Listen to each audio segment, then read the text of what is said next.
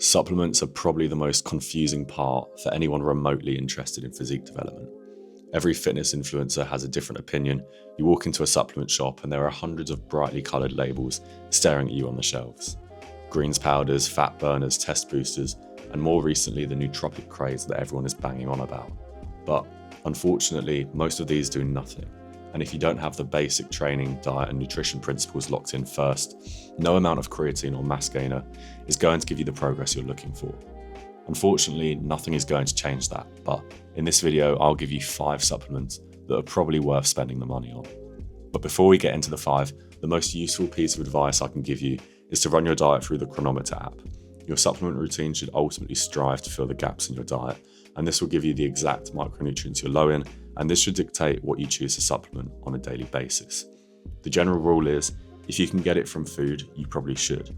It will be more bioavailable, and let's face it, eating a handful of berries is probably more enjoyable than swallowing a ton of pills that won't work as well anyway.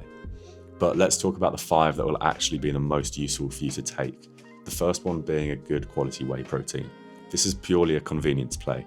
Most people, especially those who work in an office job, are massively under consuming protein, purely because it's a pain to consume if you have limited time to meal prep.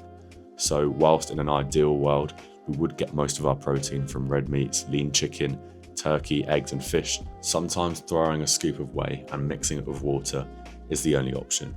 The one thing I will say with protein is make sure you get one that digests well, and the easiest way of finding one is just to look at the ingredients label. If there are tons of ingredients on the label that you can't even pronounce, then that's probably a good indicator that it will sit terribly. I personally use Perform Whey and find it sits incredibly well with me and tastes pretty good too. The next supplement is going to be mind-numbingly obvious, but stay with me because the advice I'm going to give you is slightly different to most.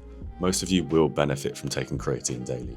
We all know that it's good for strength and performance in the gym, but less commonly known is its tremendous benefits for cognitive performance and brain health when taken at slightly higher doses. So if you do push it slightly higher than the typical 3 to 5 gram recommendation, perhaps in the 10 to 15 gram range a day, you'll notice better mental performance, which is huge for those who have mentally demanding careers or just have a lot on their plate in terms of cognitive load.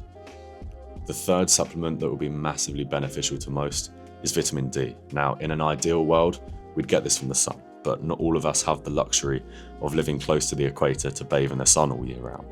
So the alternative is just to supplement this on a daily basis.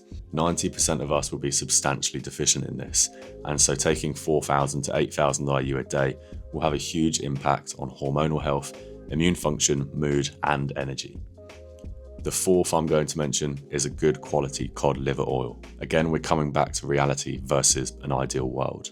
We all need omega-3s in our diet, but the reality is that most of us don't consume enough fish across the week to get the amount we need. And so a cod liver oil is going to cover all bases in terms of fish oil requirement. It'll also give you additional vitamin D and vitamin A, which is why I've chosen to include this over the likes of a basic omega-3 supplement.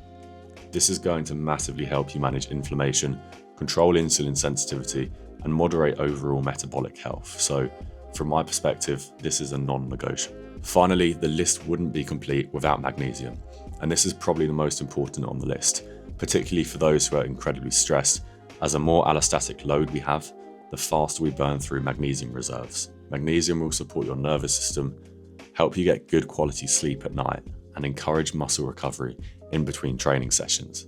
So if you are struggling with any of these, supplementing 400 milligrams of magnesium a day will make a notable difference to how you feel on a daily basis. So if you are struggling to navigate what supplements you should actually take, start with these 5. Focus on nailing your diet, training and daily routine, and you will see way more progress than if you were to ignore these and just chuck anything that says anabolic on the label in your basket.